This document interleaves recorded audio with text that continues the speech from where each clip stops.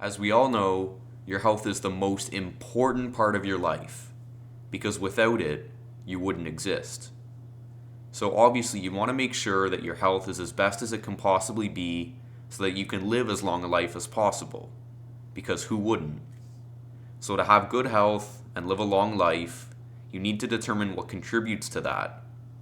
And sure, there's sleep, physical activity, and stress management, but the main contributor of good health and a long life is what you eat, which is exactly what I'm going to talk about in this video.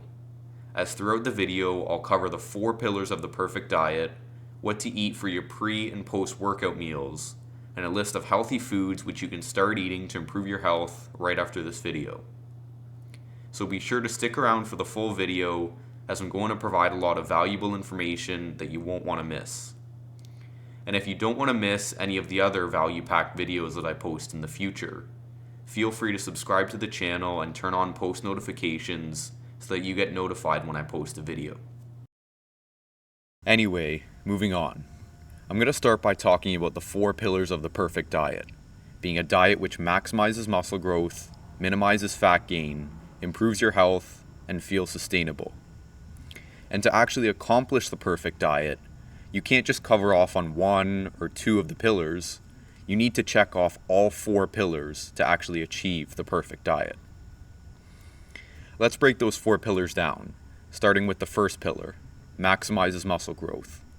A diet that maximizes muscle growth is a diet which consists of protein-rich foods, complex carbs, and healthy fats. So protein-rich foods are pretty self-explanatory, as it's in the name. They're foods which are high or rich in protein, and they're important in the muscle building process because when you work out, you create micro tears in your muscle fibers, and to repair and rebuild these fibers, your body relies on amino acids to do so. And the amino acids that your body relies on come from protein. So without the amino acids from the protein you eat, you won't be able to repair your muscle fibers and build muscle.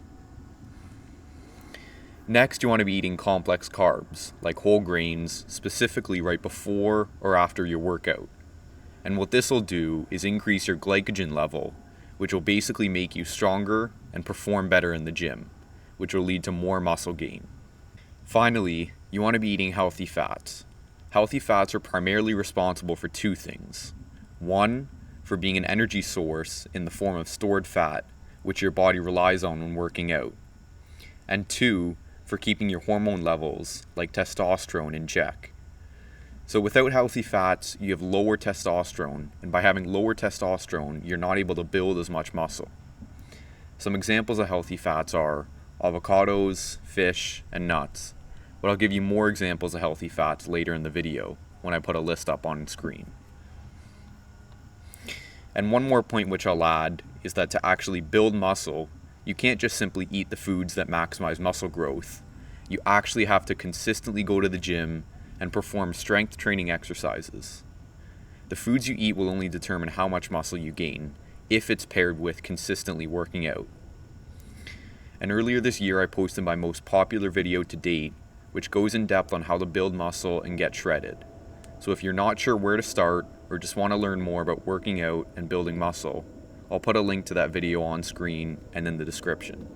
Moving on, the second pillar which makes up the perfect diet is a diet which minimizes fat gain. A diet which minimizes fat gain consists of 2 things, fasting and eating whole, unprocessed foods. Starting with fasting. As you're aware, fasting is the process of not eating for a certain period of time. And sure, through fasting you lose fat because when you don't consume food, your body starts to use stored fat for energy instead of the food you're actively eating. But by fasting, you contradict the first pillar of the perfect diet, because to build muscle, you need to be in a calorie, but more specifically, protein surplus. And as I mentioned earlier, you can't just have 1 or 2 pillars. You need to check off all 4 pillars to achieve the perfect diet. So the way to fast but still be in a protein surplus is through what I call protein intermittent fasting. Protein intermittent fasting is still your regular fasting process, but with a twist. Instead of eating nothing, every couple of hours you eat a scoop of whey protein. So if your fast is 2 hours, then you just have 1 scoop. but if your fast is 4 or 6 hours, you'd have 2 or 3 scoops, and so on. What this does is it allows you to get the same fasting effect while not sacrificing your protein intake. The last part of minimizing fat gain is through eating whole, unprocessed foods. Whole, unprocessed foods tend to be more filling and have less calories compared to processed foods. So by eating whole, unprocessed foods, you become hungry less often while eating fewer calories, allowing you to stay in a calorie deficit and lose weight. The third pillar of the perfect diet is a diet which improves your health. And when I say improves your health, most people get confused when you talk about what a healthy diet actually does to improve your health. They'll sit there and think that what we're talking about is fat loss, but I already covered that in the previous section. What I'm actually talking about when I say improving your health is the health of your gut microbiome. Your gut microbiome is the main contributor to your overall health and well-being, as it's responsible for the digestion and nutrient absorption of the foods you eat. So if you eat healthy foods, your gut microbiome will stay healthy, meaning you stay healthy, because a healthy gut microbiome will enhance your immune system, improve your weight management, decrease your risk of certain diseases, and so on.